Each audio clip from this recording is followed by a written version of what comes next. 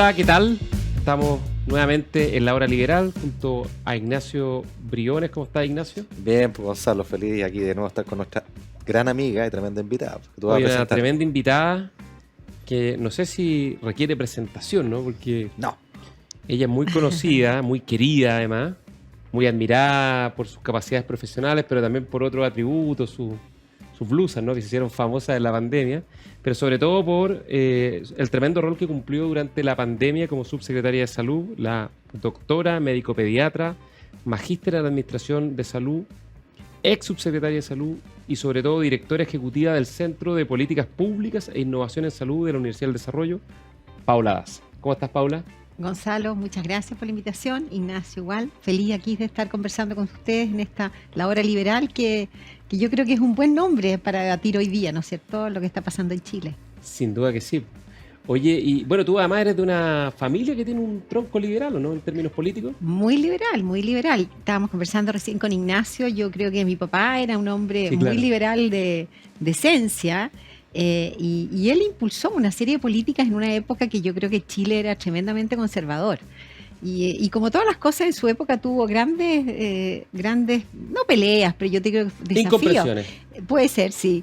Pero en mi casa siempre el debate y la conversación fue parte de la mesa de todos los días. Entonces yo me eduqué en ese mundo. Y como además nos tocó vivir mucho tiempo afuera, ¿cierto? Porque mi papá era diplomático. En esa mirada, viviendo afuera, yo creo que eso te crea, además, aprendes a relacionarte con gente muy distinta, y en un hogar liberal yo creo que fue un buen hogar para poder llegar a Chile y bueno, y partir y participar en las políticas públicas. Sí, ahora Recuerda, tú- pero que no, recuérdanos para los que no saben, su papá era la Paula, porque es muy importante más en Chile. Mi papá era Político muy Pedro, admirado. sí, mi papá era Pedro Daza, era diplomático de carrera. Él fue diplomático de todos los gobiernos de como durante 40, 50 años. Él viene de una familia, él era masón, en un periodo que también la masonería... ¿Radical y bombero o solo masón? No, fue masón y radical en su época. En su época fue radical y masón. Y fue uno de los fundadores de Renovación Nacional, ¿o no? Y también fue Sí, ahí sí. participó en la Fundación de Renovación Santos Nacional patronos cuando de llegó a Renovación Chile. Nacional. Así que... Oye, y tu hermano también, al parecer, José heredó la Luis, beta, José Luis, el economista, ¿no? La beta pública, José porque Luis. estuvo muy metido en la Tú- campaña de José Antonio Cast. Tú sabes que todos de alguna manera, yo tengo un hermano mayor, Pedro, que es médico, y él en un momento también entró en el mundo político y fue concejal por Pirque, porque él vive en Pirque, le gustan los caballos, es ginecólogo, nada que ver, pero participó también en esa beta. Y José Luis, que es economista, que vive afuera, ha vivido afuera prácticamente toda su vida adulta, hoy también le ha tocado participar en política. Él tiene una personalidad bastante más, yo te diría, confrontacional que yo. A veces nos toca discutir un poco. Ah, sí. Sí, pero nos llevamos muy bien, muy bien. Oye, y cuenta un poco cómo se vive después de la tremenda y tan exigente experiencia que te tocó en la pandemia, ¿no? De prácticamente 24/7, una cuestión muy angustiante, muy exigente, muy sofocante, ¿no? De mucha incertidumbre. Nos tocó a los tres compartir distintas responsabilidades. Y con durante la todas las pandemia. etapas, porque tuvo muchas etapas la pandemia. Tuvo muchas etapas Sí. y en un momento más muy difícil de Chile, ¿no? Y bueno, tú ahora ya ha pasado un tiempo, lo miras a la distancia, lo que en algún minuto fue muy cuestionado, hoy día todo lo contrario, es muy reconocido. Tú has recibido premios, digamos, y reconocimientos del extranjero producto del rol que te tocó cumplir, ¿no? Y que el gobierno de Chile tuvo en el manejo de la pandemia, ¿no? ¿Cómo se mira a la distancia eso? Bueno, yo creo que todos los tres, ¿no es cierto? Cada uno desde su vereda nos tocó vivir momentos muy difíciles.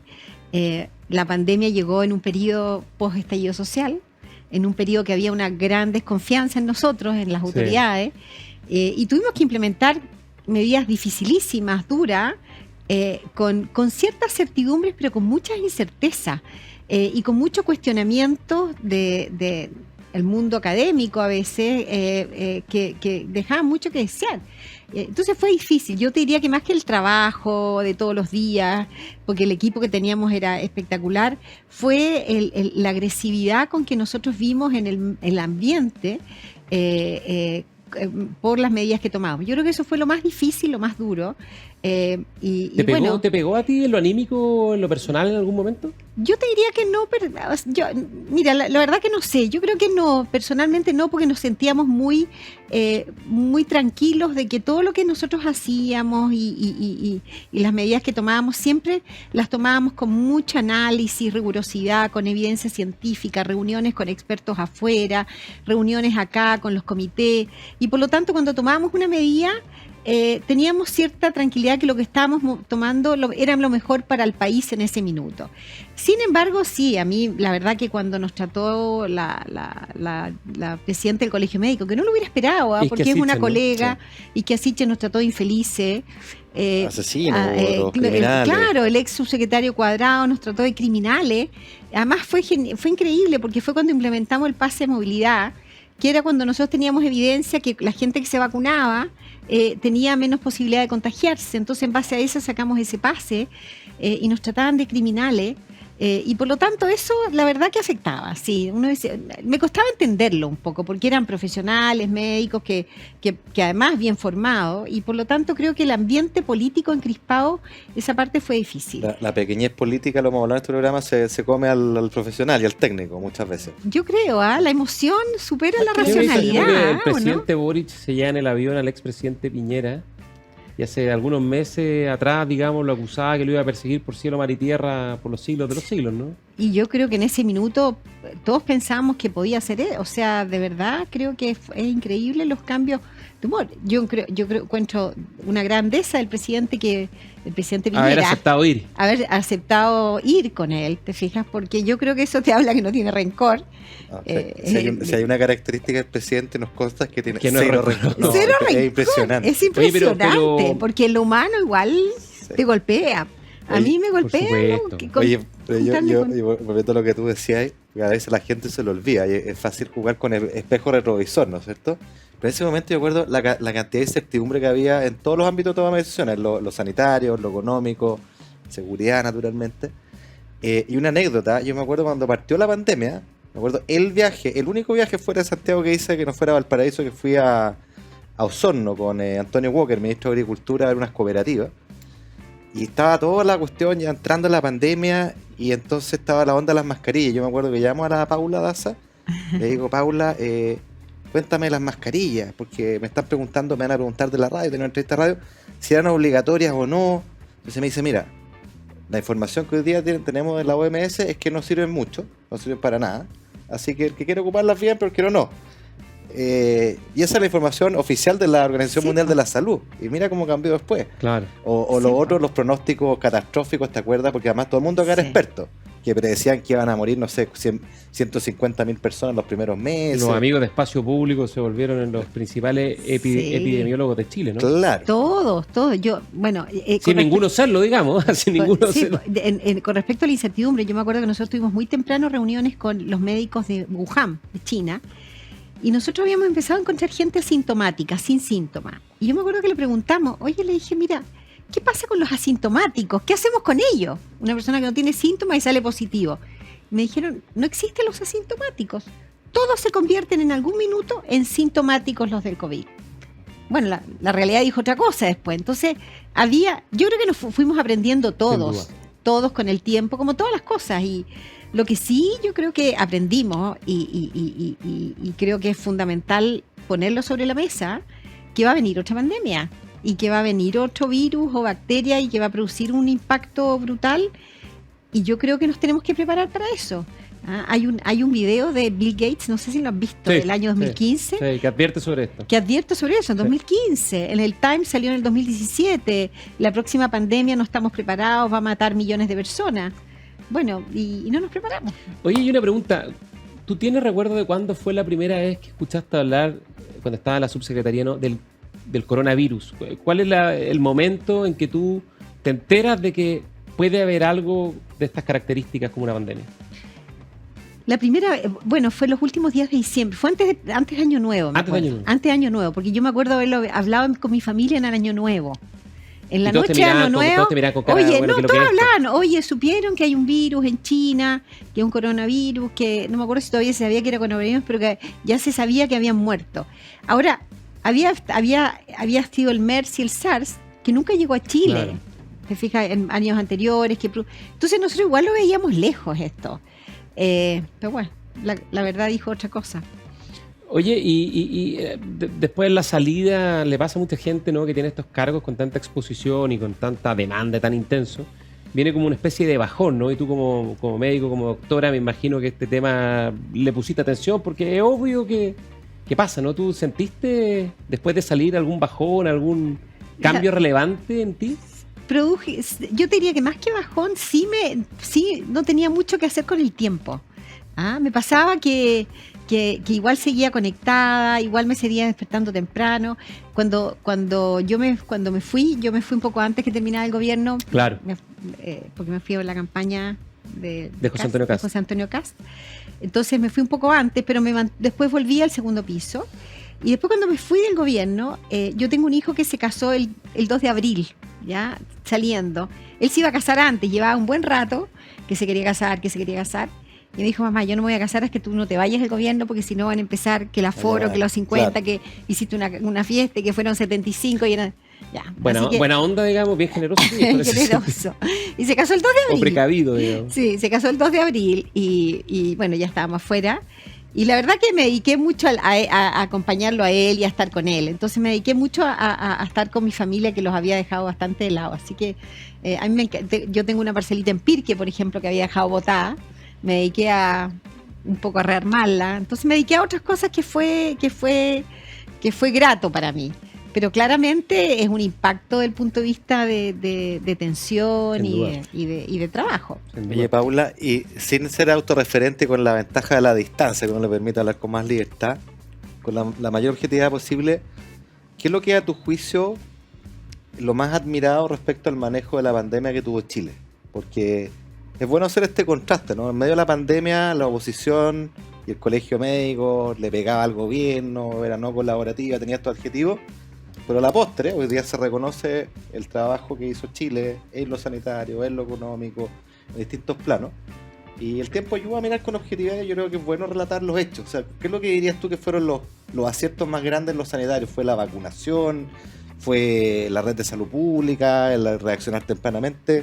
¿Dónde estuvo el...? Yo creo que lo más notorio, mirando afuera y mirando lo que ha pasado en otros países, que desde el día 1 esto se tomó como una política de Estado. Desde el día 1, o sea, esto no es una pandemia sanitaria, esto es un problema país de Estado. Yo no sé, usted se acuerda muy temprano que el presidente nos citó a todos y puso a todos los ministros a responder en este aspecto. La fuerza, el Ministerio de Defensa, el Ministerio del Trabajo, usted tuvo con los recursos, el tema de seguridad. Yo creo que lo primero es eso. Yo creo que el tema de que el país completo se responde. El segundo, yo creo que aspecto que fue esencial, fue el tema de la cooperación público-privada en el tema camas críticas. Nosotros teníamos entre público y privada 1.200, llegamos a necesitar 4.500. Yo creo que esa mirada de que esto es un sistema, creo que eso fue esencial. Y tercero, creo que obviamente la vacunación. Yo creo que la vacunación fue tremendamente exitosa muy temprano. Y acá varios elementos, no solamente el tema de comprar las vacunas, de tener las vacunas en Chile, de tener estudios en Chile, sino que hacer una campaña a nivel de país que la gente se vacunara. La gente en Chile se vacunó, o sea, podríamos haber tenido las vacunas, comprar las vacunas, tener la gente preparada, pero si la gente no se vacunaba... Hay una cultura sanitaria en Chile, ¿eh? Hay una cultura sanitaria, sí. La Aunque gente hubo responde. algo antivacuna y unas cosas medias pasadas, como medias terraplanistas, finalmente la gente se fue a vacunar muy masivamente. No, y el sistema funcionaba como reloj, o sea, realmente mucha gente lo comentaba, o sea, que se sentía en otro país, porque tú ibas... No era colas eternas, la gente amable, el personal médico. Había un buen ánimo, había en general un buen ánimo. Ahora, eso fue una decisión. Fue una decisión país, sí. O sea, poner los recursos, poner el sector público. El sector privado hizo una pega increíble. Yo creo que hay que reconocer el sector privado. No, si en el sector privado integrado a la red pública hubiera sido otra historia. Y en todos los aspectos. Sí. La minería, ponte tú. La minería sigue operando y la minería nos puso vacunatorio. La Cámara Chilena de la Construcción siguió operando. El comercio. La Cámara Chilena, yo me acuerdo que los llamé y le dije, oye, necesito vacunar a la gente, tus trabajadores, perfecto, ¿qué tengo que hacer? Pum, pescaban a la gente, la llevaban. O sea, cómo todos se desplegaron de una manera increíble. Mira, yo les voy a contar un hecho. Cuando estaba terminando la pandemia, nosotros hicimos muchos convenios con las universidades, con el sector privado. Y recuerdo que... convenio, ojo con esa palabra. Acuerdos, sí. Hicimos, y con las universidades, con el Instituto de Sistemas Complejos de Ingeniería, hicimos una serie de estrategias.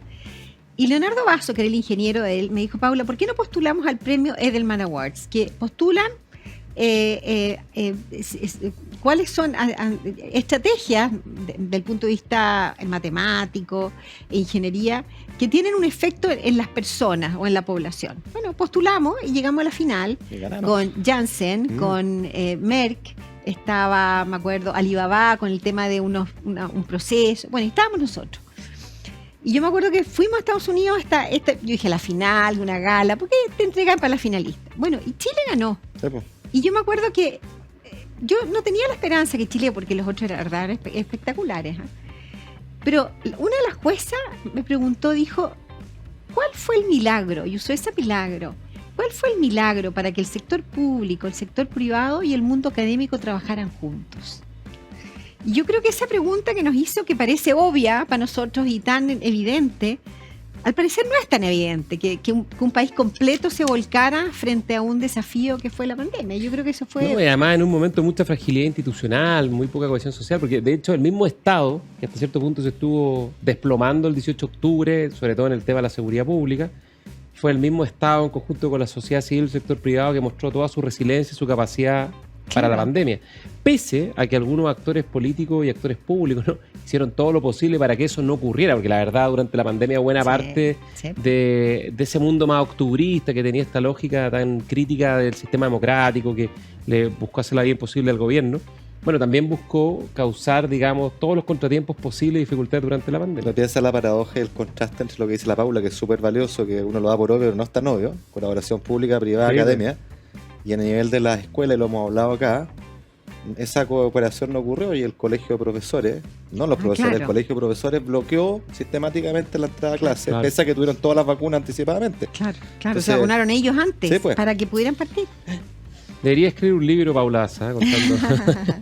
Ya, oye, vamos a una pausa y a la vuelta hablamos de la crisis del sistema de salud y la crisis de la ISAPRE, ¿no?, que es algo muy grave, muy urgente y que estamos en una situación muy delicada. Así que después de la pausa, volvemos con Paula Daza. Agricultura TV.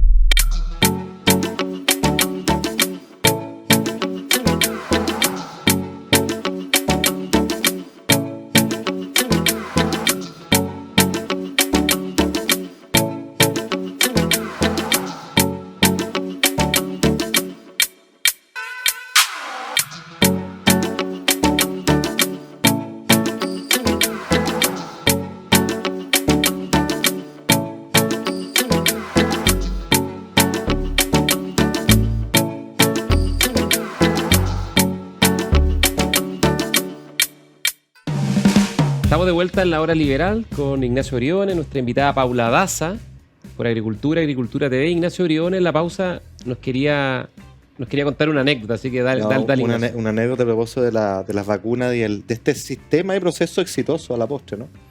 Yo quería contar la siguiente anécdota, porque las vacunas tempranas de Chile tuvo un protagonista y un mérito principal del presidente, el presidente Piñera. Yo siempre recuerdo que en los comités políticos que teníamos lunes y jueves, él desde abril, mayo, empezó con esto que van a haber vacunas a final de año, lo tenía así como una obsesión, y yo saliendo le mandaba pantallazos del valor de las acciones de Pfizer, de los principales laboratorios, y le decía, presidente, el mercado no piensa lo mismo que usted.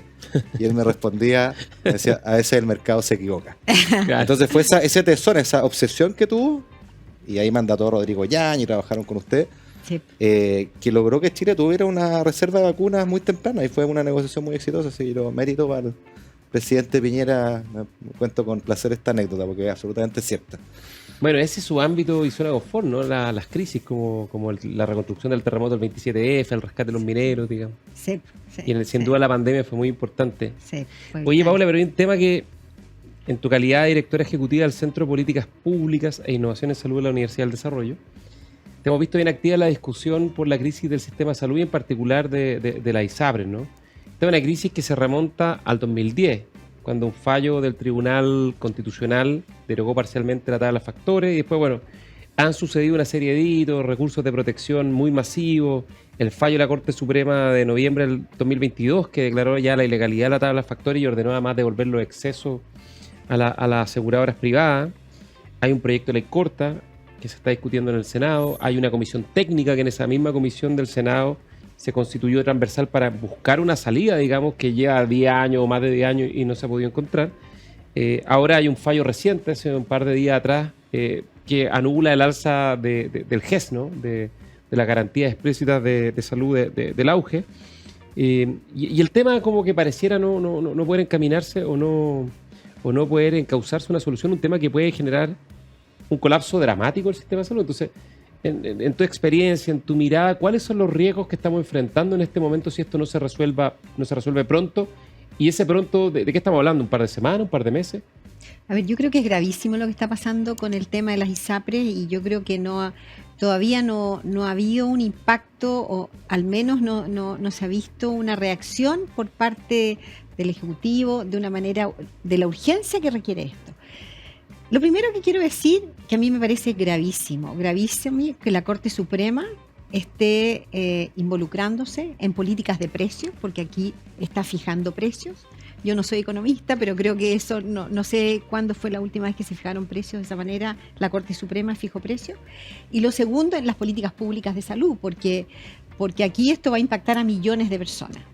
Bueno, habiendo dicho eso, yo creo que esto es tremendamente grave porque sabemos que el sistema privado, el sistema privado asegurador, por los distintos motivos que conocemos, está en crisis hace mucho tiempo. Han habido 4 comisiones, han habido 2 proyectos de ley para modificar las ISAPRES, en el periodo Piñera 1, Piñera 2. Uno de estos estuvo muy cerca de aprobarse. Muy cerca de aprobarse. Segundo trámite en el Senado. Sí, estuvo muy cerca, pero desgraciadamente por distintas cosas no se aprobó y ahí está el proyecto. Han habido intentos de distinta índole de poder avanzar. Hay proyectos de FONASA, porque esto es el problema del sector privado. El sector público tiene tremendos problemas.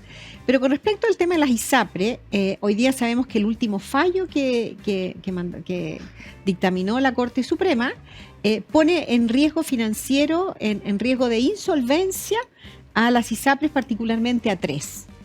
Con Salud, está también Cruz Blanca y probablemente Más Vida, que fue la que les pidió que congelaran sus precios, ¿cierto?, al 2019. Y en ese contexto, ¿y por qué es grave para todo el sistema? Porque el sistema privado prestador depende del financiamiento del sistema privado asegurador, de las ISAPRES, ¿cierto? Las ISAPRES financian más o menos el 60% del sistema privado. Por lo tanto, si caen las ISAPRES, obviamente el sistema prestador, y aquí todo el mundo piensa que son grandes clínicas. La verdad que hay grandes clínicas, pero son prestadores chicos, son doctores que tienen una consulta, un laboratorio, un kinesiólogo, en provincia, en regiones. O clínicas para sectores populares de la clase media. De la clase media, Oye, claro. Y ya lo decías tú, el éxito de la pandemia de poder integrar el sistema, camas privadas y camas públicas. O sea, entonces entonces cae el sistema prestador privado que la Asociación de Clínicas hace mucho rato que viene diciendo, porque además le deben una cantidad de millones importante. Eso impacta además al sistema público. Si el sistema público no es capaz de dar respuesta a sus afiliados, a las personas que están en FONASA. Todos los años se atienden al menos entre 6 y 7 millones de chilenos de FONASA en el sector privado. Todos los años como segundo prestador usamos camas. Por lo tanto, prácticamente la mitad de las atenciones son en el sector privado. Claro, el sector privado, la mitad de las atenciones son para pacientes FONASA. Es como un efecto dominó. Cae un par de ISAPRES, y cae el sistema de salud sector privado y colapsa el sistema de salud en general. Esto es sistémico, claro, no se puede ver por parcialidades. Es sistémico y además, ¿qué significa que caigan las ISAPRES o que caiga una o dos? Una ISAPRE tiene en promedio 500.000 personas afiliadas. Esas personas tendrían que pasar a FONASA porque no las va a tomar otra ISAPRE hoy día. Y sabemos el impacto que tiene en ellas pasarse a FONASA, entrar en esa cola y además en los que ya están en FONASA. Por lo tanto, yo creo que hoy día es urgente y a mí me parece, yo conversaba con el presidente de la Comisión de Salud del Senado, Juan Luis Castro, y él él está muy consciente de esto y al comité técnico que está trabajando le extendió el plazo de trabajo para que no solamente trabajen en el fallo de la tabla de factores, sino que también en la aplicación de este fallo desde el punto de vista de Una pregunta, esa comisión técnica que está en la Comisión de Salud del Senado, que está viendo propuestas para resolver en el corto plazo la crisis del sistema de ISAPRE, ¿es una comisión técnica que lidera el Senado o el Ejecutivo? El Senado. Eso es raro, ¿no? Bueno, lo que pasa es que... ¿Dónde está el Ejecutivo en esto? El Ejecutivo participa también en este comité. ¿Pero no debería conducir y liderar esto? No, de hecho lo conduce, lo que yo tengo entendido, el doctor Emilio Santelice, ese comité. Está la ley corta. La ley corta entró a la Comisión de Salud. Que es la que envió el Ejecutivo. El Ejecutivo. Y la tomó la Comisión de Salud del Senado y dijo, nosotros como Comisión de Salud para implementar esta ley vamos a armar un comité. Y ellos, como Comisión de Salud, cada senador tiene su representante en este comité. Claro, pero mi punto es que aquí todos hemos participado en el debate político, legislativo, sabemos cómo funciona, y es muy extraño que el Ejecutivo de alguna manera le conceda el protagonismo al Parlamento, cuando en un régimen presidencial donde la urgencia, los recursos y las capacidades político-legislativas están en el Ejecutivo. Le empuja al Ejecutivo. Claro, o sea, en el fondo, lo que yo veo acá, no sé qué opinas tú, Paula, es que de parte del Ejecutivo hay una falta de voluntad gigantesca al borde de la desidia o la negligencia incluso para resolver este tema. Yo creo que, no sé si no ven la gravedad del problema, yo creo que esto nos revela un poco las dos almas que tiene el Ejecutivo, ¿cierto? Porque hay parte del Ejecutivo en el mundo de la salud que quiere darle sostenibilidad al sistema ISAPRE. Sobre todo en el Ministerio. En el Ministerio de Salud, la ministra, y hay parte del Ejecutivo. En la superintendencia va a ser preciso. Superintendencia, FONASA, porque el director de FONASA lo dijo cuando ingresó al gobierno, que las ISAPRE iban a desaparecer. Por lo tanto, yo creo que esas dos almas se ven reflejadas en esta paralización que tiene un poco el Ejecutivo. Probablemente hay algunos actores del Ejecutivo que validan que las ISAPRES caigan y que se produzca este impacto. No sé si tienen conciencia de lo que significa para todos los chilenos. Oye, pero hay harto, claro, yo creo que hay mucho gustito ideológico sin poder calibrar las consecuencias dramáticas que tiene para la población al final del día. Y para los más vulnerables, Ignacio. Pero también hay una cuestión como de percepción de opinión pública, porque acá yo nunca he sido defensor de la ISAPRE, de hecho tengo bastantes críticas, pero sí soy defensor de un sistema de aseguramiento de aseguradores privados, y si hay uno que coexiste con uno público, cero problema. Pero acá me da la impresión de que muchas personas dicen, no, todos estos cuentos del cuco que van a quebrar, si siempre dicen lo mismo, se han ganado plata a mano llena, así que devuelvan la plata y no pasa nada. Y a mí me gustaría, a propósito de tu comentario de los precios fijados, los órdenes de magnitudes, porque la ISAPRE, para que tengan una idea, gana $50 millones al año, lo que quiera que ese número signifique para muchos. Pero el primer fallo de la Suprema, corrígeme el número, estábamos hablando de 1.300 millones de dólares, 1.400 millones de dólares. Que devolver. Parece que ese número lo están ajustando porque depende de la metodología que ocupan. Pero básicamente son entre 25 y 30 años de utilidades, para que entendamos el orden de magnitud. Y cuando uno mira para atrás, uno dice, bueno, esta plata que tienen que devolver no se ve en la última línea, en los estados de resultados, no es que se la hayan llevado para la casa. Lo que quiere decir que los precios fijados, que de facto vienen hace mucho tiempo, están fijados por debajo de lo que las prestaciones cuestan. Porque si no, en alguna parte del estado de resultados se verían esas utilidades. Y no se ven. Y ese es el problema estructural, que hay precios fijados con criterios que no responden a lo que las cosas realmente cuestan. Y la fijación de precios, los economistas lo sabemos, cuando están por debajo de lo que las cosas cuestan, termina generando graves problemas. Yo creo que ese es el problema estructural. Y claro, bueno, los precios de las ISAPRE se fijaron. Después vino el fallo número 1, que la Corte Suprema dijo que no podían subir los precios base. Después el fallo número 2, que dijo la tabla de factores. Y ahora el fallo número 3, que le dice, bueno, entonces vamos sumando y los números no dan. Entonces yo creo que aquí hay un sentido de realidad. Hay que hacer la reforma de salud de todas maneras. El sector privado, sí o sí, tiene que avanzar en un sistema de seguridad social, un sistema de seguridad de salud pública, donde no haya que se terminen las preexistencias, donde haya un fondo de riesgo, donde se incorporen otras prestaciones, prevención. Tiene que haber eso, pero eso no puede ser de la noche a la mañana. Aquí hay que darle sostenibilidad un tiempo a este sistema para que las personas que se están atendiendo hay que hacer un puente. Hay que hacer un puente. Y a tu juicio, ¿cuáles son las medidas de corto, más allá de la reforma de fondo, ¿no? La reforma del sistema de ISAPRE y el sistema de salud en general? que de hecho se mandó una durante el segundo gobierno del presidente Piñera, que finalmente después del estallido nunca más se volvió a discutir, digamos, porque la oposición nunca más le dio el pase a ninguna reforma al gobierno. Pero en el corto plazo, a tu juicio, ¿cuáles son las cosas que hay que hacer?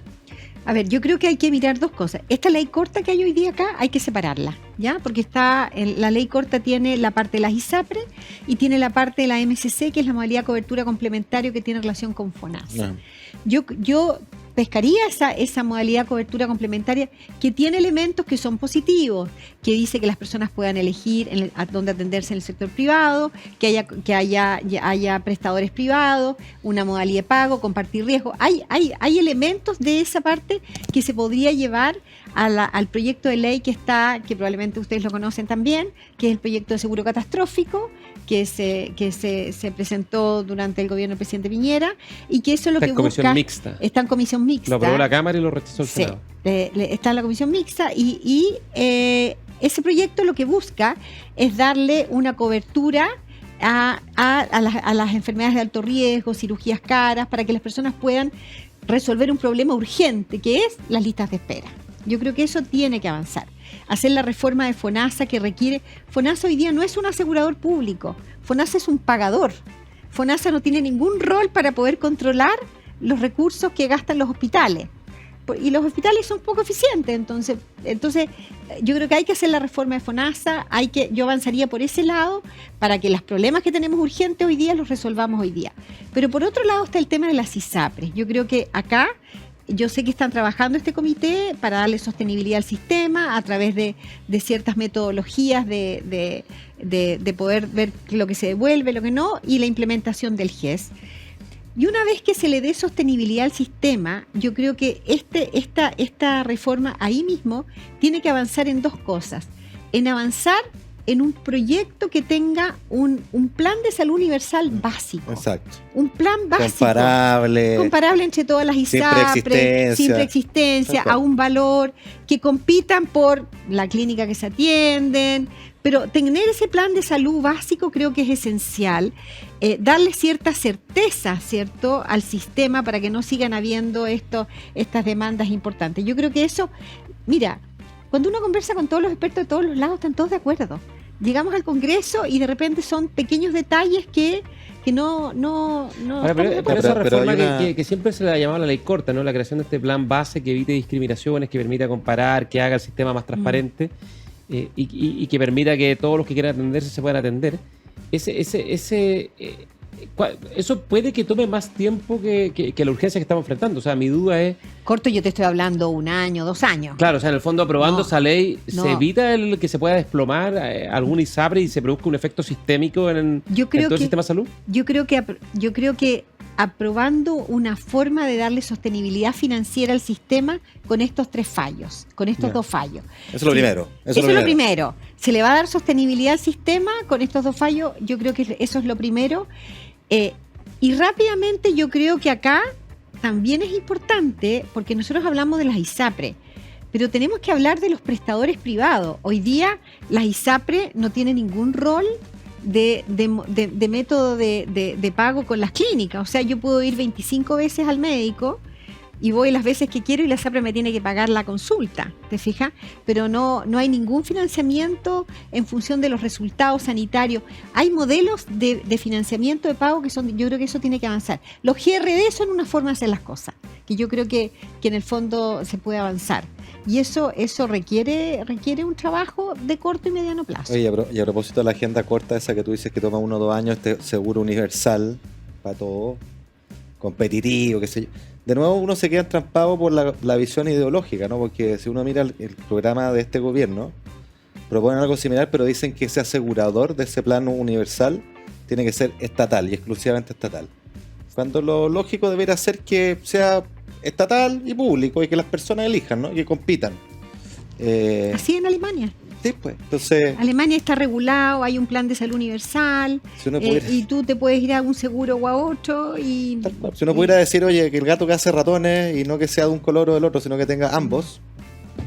Volvemos a lo de siempre, lo que hablamos toda la semana. El problema más que técnico es político, ¿no? Lamentablemente hoy día la política no está dando el ancho y no es capaz de generar los acuerdos urgentes y fundamentales para los problemas más acuciantes que que tiene Chile, ¿no? Sí, Pues las propuestas están, los proyectos de ley están, sí, pero el diagnóstico lo tenemos. llegan al Congreso y ahí algo pasa que todo se anestesia. Yo creo que hoy día, de verdad, como estamos en el abismo, desgraciadamente tomamos las decisiones cuando estamos en el abismo, es la oportunidad para hacer los cambios que necesita. Para algo bueno de Chile, de todo lo malo, lo bueno es que cuando estamos frente al abismo, por lo menos en el último tiempo se ha mostrado que hay cierta capacidad de reacción y esperemos que esta no sea la excepción. Así es. Pero bueno, lo que dice la Paula, yo creo que ese mensaje, digamos, que ha sido una cosa que repetimos en este programa, pero que bueno que tengamos a ti en lo mismo. Cuando estamos en crisis uno tiene dos posibilidades, o sea, hacer el leso y perpetúa la crisis, va el Titanic contra el iceberg, o hay liderazgos que emergen y dicen, tratemos de desbloquear esto, aunque no sea perfecto, porque si no nos vamos a estrellar. Sí. No, y además que aunque el Ejecutivo tenga poca gana, el Congreso tiene suficiente músculo institucional para sacarlo adelante. Mucho. Sí. Yo veo al menos... Los senadores tienen la palabra. Sí, yo veo hoy día al menos a los senadores en la Comisión de Salud, con lo que he conversado, muy dispuestos a esto, muy dispuestos a avanzar. Así Oye, que nos pilló el esperemos tiempo, que tenemos que ir a una pausa y antes de la pausa tenemos una tradición en la hora liberal que es todos nuestros invitados le pedimos que nos hagan su recomendado a la semana. El libro, la serie Netflix, la película o el disco que estén viendo, escuchando, que le quieran recomendar a nuestros auditores. Oye, yo y de hecho lo traje, yo te acabo de terminar de leer este libro, no sé si lo leyeron. De Juan Ignacio Izaguirre. Seguirre, sí. ¿Lo leyeron? Oye, no, yo fui a la presentación del libro y todavía no he podido leerlo. Yo estoy conversando con él y lo acabo de terminar. Me encantó su pluma, una pluma aguda, me encantó en el fondo él. Bueno, gran columnista también. Es un gran columnista y él pone en el fondo lo que habla, los desafíos que tienen las empresas hoy día, que tienen que ser eficientes, responder a ¿no es cierto?, a sus accionistas, pero responder a la ciudadanía, a las exigencias políticas, ¿no es cierto?, entre comillas, ser buenas empresas. Sí, claro. En lo que entonces a mí me encantó y yo no sé si tengo 30 segundos para contar. Mira, me encantó una anécdota que él cuenta que me pareció muy especial. Yo no soy ingeniero, así que probablemente me voy a equivocar en algunos temas. Él dice que la Boeing compra un líquido, una cosa que protege el motor y cuando el motor se incendia, este líquido protege que estalle. Entonces permite que el motor se mantenga durante unos 15 minutos. ¿Ya? Y las empresas que producen ese líquido, este líquido es altamente contaminante. Entonces las empresas que producen ese líquido, como son evaluadas por ESG, ¿no es cierto?, cuán sustentables son, este líquido les baja la sustentabilidad. Dicen, vamos a dejar de producirlo, porque la verdad que no nos conviene seguir produciendo este líquido. Y todos los aviones dicen, oye, si dejan de producir eso, o sea... Van a explotar en el aire. Van a explotar en el aire los aviones. Bueno, esos son los desafíos que se ven enfrentados y él cuenta muchos de esos casos. Así que yo lo recomiendo. Despropósito. ¿Cómo se llama? Despropósito. De Juan Ignacio Izaguirre. De verdad, entretenido, es ameno. Un ingeniero con buena pluma. Un ingeniero con buena pluma. Muy bien. Como amigo. Aquí, como el moderador de esta conversación. Ya, una pausa. Muchas gracias, Paula Daza, y nos vemos después del corte. Agricultura TV.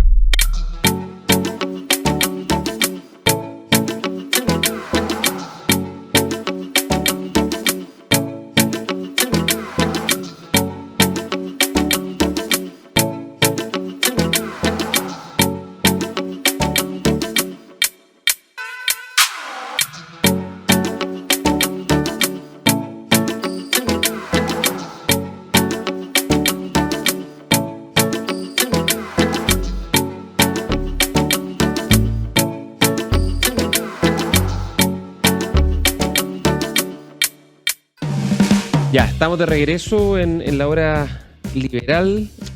Oye, Ignacio Briones, ¿qué te ha parecido esta arremetida del gobierno de los últimos días, ¿no?, de volver a insistir en un llamado a concordar reformas, fundamentalmente en el tema previsional, pero también el pacto fiscal? El ministro Marcelo y la ministra Jara se fueron de gira en tren, hubo un cambio de gabinete. Han pasado hartas cosas, ¿no? Harto. Mira, a mí sorriego que me peguen de amarillo, lo que quieran, me da lo mismo. Yo soy de las personas que creen que los países solo pueden avanzar con acuerdos. Esos acuerdos son siempre imperfectos. A ti y a mí nos tocó hacer acuerdos cuando estábamos en el gobierno del presidente Piñera. Muchos nos criticaron, pero así funciona la democracia. La democracia no es de blanco y negro, no es de todo nada. Eso no existe, eso es un espejismo, una ilusión. Y a mí me parece que en el momento de crisis que estamos en nuestro país, crisis política, crisis económica, crisis de un bloqueo político evidente, todo lo que sea funcional a poder conversar, poder presentar propuestas y ojalá lograr entendimiento es bienvenido. Y por supuesto nadie está obligado a lo imposible y el baile necesita dos partes, ¿no? O sea, hay una parte que no quiere bailar y el gobierno no quiere mover una sola coma de lo que tiene arriba de la mesa. Bueno, no hay mucho que hacer, pero lo que se espera de los actores es que ambos sean posiciones, que todas sean posturas, de forma tal de poder ir avanzando en algo. Y acá hay que pensar siempre en el bienestar de las personas. Acá tenemos una reforma previsional que ha sido postergada por sucesivos gobiernos. Nosotros fracasamos en el segundo intento y que es fundamental sacarla. Ahora, no es cualquier reforma, no puede ser a cualquier precio, estamos de acuerdo, pero conversemos, porque conversando al menos hay chances de alguna probabilidad de avanzar. No conversando, la probabilidad es cero. Y lo mismo respecto a un buen pacto fiscal que sobre todo ponga el acento en el crecimiento, que necesitamos más que nunca, ¿no? Entonces, de nuevo, si uno no se sienta, es imposible que se pueda avanzar. Sentándose hay al menos una probabilidad de que eso ocurra. Y yo espero que en esta etapa, y con esto termino, la discusión se radique en sede política, en el Congreso, que es la sede de la democracia representativa. A mí no, debo decirlo con mucha claridad, no me gustan estas giras como escolares un poquito, ¿no? Semi-asambleísmo, así como de ir a presentar en unas audiencias que supuestamente son representativas del pueblo. No, este es el momento de la política, este es el momento de los acuerdos que se hacen en el Congreso, para algo elegimos los representantes. Esa es la democracia representativa que hay que respetar, que hay que ser diferente, y todo lo que se va a ir paseársela, aunque sea indirectamente, me parece que no contribuye a fortalecer la democracia representativa. Ya, pero me gustó tu ejemplo del baile, ¿no? Porque tú y yo somos de una generación donde el baile era muy importante, ¿no? En los 80, en los 90 uno iba a las fiestas, sacaba a bailar, esta tradición de sacar a bailar. Yo tengo hijos hoy día adolescentes que van a la fiesta y todos bailan con todo, y no existe este concepto de sacar a bailar. Tú y yo somos de una generación donde uno iba e invitaba a la dama a la pista de baile, ¿no? Y cuando uno invita a alguien a bailar, bueno, o por lo menos así era antes, uno se arreglaba, se emperifollaba, después uno esperaba que viniera la canción correcta, se preocupaba que la música fuese buena, ¿no? También uno lo hacía con buenas formas, no iba ya empujones o a la fuerza a llevar a la persona con la que quería bailar a la pista de baile, ¿no? Y lo que uno ve es que el gobierno, incluso a veces el presidente, hace justo lo contrario, ¿no? Cuando hablamos de la música que se pone para el baile, es difícil que la música sea la música correcta para los acuerdos cuando, por ejemplo, no sé, en el cambio de gabinete tú ves que en vez de tratar de marcar un cambio de giro, un cambio de rumbo, en busca de priorizar acuerdos amplios, lo que se ve, digamos, que más o menos se insiste con la fórmula que se venía, ¿no? Priorizando a los sectores más extremos de la coalición más que a aquellos más dialogantes. O bien, como no se hace un giro, es una oportunidad hasta cierto punto perdida. O sea, está sonando una mala canción y yo quiero invitar a bailar a alguien y no me preocupo de que venga una buena canción. O voy a sacar a bailar y saco a bailar a esa persona de mala forma. ¿A qué me refiero, por ejemplo? A cuando el presidente de la República increpa, insulta al líder fundador y principal referente de Renovación Nacional, ¿no? Una cosa muy particular de una particular forma de buscar acuerdos, ¿no? Entonces, la pregunta que volvemos una y otra vez durante todas las semanas cuando nos juntamos aquí en la hora liberal es hasta ¿cuán sincero es este anhelo de acuerdos que tiene el gobierno? Porque tú quieres un acuerdo, entiendes que tienes que sacrificar algo, que tienes que poner algo de tu parte y que tienes que tomar algo al frente. Y hasta ahora, por lo menos lo que se ha visto, es que lo que el gobierno ha ofrecido o ha puesto sobre la mesa para llegar a acuerdos, entendiendo que no tiene mayoría, entendiendo que ha perdido dos elecciones tremendamente importantes, como el plebiscito de septiembre, la elección de los consejeros constitucionales en mayo, hasta ahora ha sido más bien como cosas más retóricas o muestras o pruebas de amor para la galería, más que cosas de fondo concretas, buscando buenas negociaciones políticas, porque una negociación política es sentarse privadamente, buscar puntos de acuerdo, y si es que hay acuerdo, bueno, ahí se hace el trabajo político, legislativo de materializarlo en proyectos de ley. Pero cuando tú invitas a alguien a un acuerdo y lo maltratas, le pones mala música, no lo saca a bailar de la mejor forma posible, y además no tienen ni siquiera acordado el guión, o sea, en el fondo lo invita a la moneda, a negociar, sin tener claro qué va a ocurrir después, cuál es el siguiente paso, hay como entre improvisación política, amateurismo, o quizás pocas ganas reales de llegar a acuerdos. Claro, no sabemos cuál de todas. Lo único concreto es que hoy día el bloqueo, es decir, el nulo avance, y esta pelea permanente, la patada y el combo de gobierno-oposición, tiene que ver en el fondo con una desconfianza muy profunda de cuánto te creo. O sea, si tú me convidas a bailar, bueno, bailemos y no me peguís patadas a las canillas, ¿no? Entonces, evidentemente que acá, en este nuevo esfuerzo, tiene que haber uno que dé el primer paso y dé una señal de confianza de cara al otro. ¿Ya, pero ese es el rol de la oposición o del gobierno? No, del gobierno. Si es el ejecutivo, el ejecutivo, el que gobierna. El primer movimiento, el primer paso de baile tiene que venir del gobierno. Y tiene que ser un paso con cachaña que le permita al otro decir, este quiere bailar de verdad, vamos. ¿Ya? Porque si no, no hay credibilidad. Esa es la manera de romper el conflicto. Y te lo ilustro con el siguiente ejemplo que a mí me tocó cuando recién yo llegué al gobierno del presidente Piñera. La modernización tributaria, el proyecto de modernización tributaria, llevaba 2 años de tramitación, estaba bloqueado en el Congreso. Mi primer mandato fue desbloquearla. Y yo recuerdo que antes de asumir, pocas semanas antes, había estado en el Senado, en la Comisión de Hacienda del Senado, como académico. Claro, se iniciaba lo había aprobado la Cámara después de un año y medio, y se iniciaba la tramitación en el Senado. Claro, yo había estado en el Senado como académico defendiendo las bondades de tener un sistema integrado, que era lo que la modernización tributaria proponía. Bueno, llegué como ministro y entendí rápidamente que si uno no entregaba el primer paso de baile, y el primer paso de baile más importante para dar credibilidad era, ¿sabéis qué? Olvidémonos de la integración y retomemos. Avancemos lo que podemos avanzar. Y avancemos lo que vamos a avanzar. Sin ese primer movimiento era imposible. Entonces nosotros entregamos algo que era muy valioso en aras de poder generar una señal de confianza que desbloqueara esto y pudiéramos avanzar de manera imperfecta, pero avanzar al fin en el resto de las cosas. Y eso es la esencia de cualquier negociación, y por lo tanto yo espero que en esta el gobierno dé el primer paso de baile y dé una señal concreta que le permita a la oposición decir, bueno, acá hay ánimo de verdad de bailar, y por lo tanto recíprocamente el gobierno también puede poder exigir lo mismo, ¿no? O sea, yo ya di mi paso, ahora te toca a ti, bailemos. Claro que hasta cierto punto, cuando uno realmente tiene un deseo muy sincero de materializar su agenda, entendiendo que hay cosas que hay que sacrificar porque no hay votos, no hay ánimo, no hay espacio político, pero sí quiere avanzar con algunas cosas que son factibles, me parece que lo primero es reconocerlo genuinamente, ¿no? Y reconocer en aquello que te equivocaste, mostrar aquello que estás dispuesto a sacrificar y poner sobre la mesa aquello en lo cual se puede avanzar, digamos. Y hasta ahora da la impresión de que eso no aparece en la discusión, de que en el fondo el gobierno ha dicho, mira, sabe más, esto es lo que tengo, si le gusta bien y si no, bueno, mala pata, digamos, y usted le responderá al país por qué no avanzamos más en la reforma. Obviamente yo creo que la oposición no puede únicamente trincherarse y decir no, tendrá que poner propuestas sobre la mesa, pero finalmente la iniciativa, quien pone la música en esta fiesta, en un régimen presidencial, es el Ejecutivo, y el Ejecutivo hasta ahora parece mucho más dispuesto a darle muestras de amor a su barra brava, a su galería o a su núcleo de apoyo más duro, más que a sacrificar cosas y pagar costos para avanzar en los temas que no se pueden seguir postergando, como la reforma previsional. Claro, pero aquí mira, desde el punto de vista netamente político del gobierno, sus opciones son 2. O no tener ninguna reforma relevante durante su gobierno, y para eso el camino es no hacer nada, no moverse nada, no dar ningún gesto, no querer bailar de verdad. O decir, voy a sacar al menos una reforma importante, juntado además con lo que debería importar siempre, que es el bienestar de los chilenos. O sea, al final los chilenos son los que requieren cambio en el sistema de pensiones, no se nos puede olvidar nunca eso. Y esa es la opción, pero ese movimiento, esa primera decisión es siempre del Ejecutivo. Y por supuesto requiere reciprocidad una vez que se da una señal creíble de parte de la oposición. Y eso es una negociación. Entonces, hoy día el problema que estamos, lo hemos hablado en este programa, estamos en un bloqueo de nuestra democracia.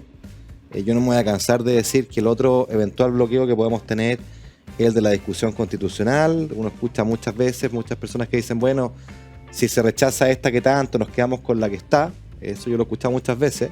Y por supuesto uno no está obligado a aprobar cualquier texto, no se trata de eso. Es muy bueno que hayamos rechazado el bodrio de texto de la primera convención, nos salvó un túnel oscuro.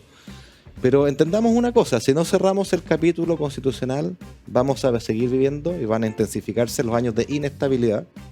Eso va a afectar el crecimiento, va a afectar el desarrollo de Chile. Vamos a perder la oportunidad única de cambiar la traba principal para el desarrollo futuro, que es el sistema político bloqueado. Eso está en la Constitución y no lo van a hacer nunca los parlamentarios porque no se van a cambiar las reglas ellos mismos. Y también la oportunidad de modernizar el Estado en donde duele, donde de verdad está el tema, que es el estatuto administrativo. Esas son buenas razones para hacer los esfuerzos máximos, genuinamente republicanos, de cerrar esto y no darse gustitos programáticos que arriesgan con dar una certeza de que este proceso puede terminar fracasando. Entonces sería nefasto para el desarrollo de Chile, creo yo. Sí, no, sin duda que sí. Y serían 4 años más donde no hay avances sustantivos en los temas fundamentales y donde no vamos cerrando las grietas, ¿no? Las grietas... 4 años de bloqueo político, claro, de pelea permanente. De paralización, y obviamente la gente cada vez toma mayor, no sé si a esta altura más distancia, porque más distancia la gente ya no puede tener con el sistema político, con sus dirigentes políticos, pero al parecer esa distancia solo... Primero produce, creo yo, primero empieza a producir una cierta indiferencia a las personas con el sistema político democrático, y después ya...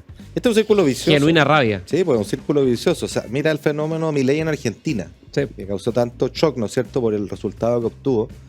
Bueno, su mensaje del candidato Milei es que se vayan todos. La casta política, no los queremos, corruptos. Y Argentina tiene décadas de una cleptocracia anclada en el peronismo, que tiene hastiados a los argentinos, hasta que emergen estos personajes vociferantes con soluciones mágicas que tampoco van a ser la solución, al contrario, van a terminar hundiendo más al país.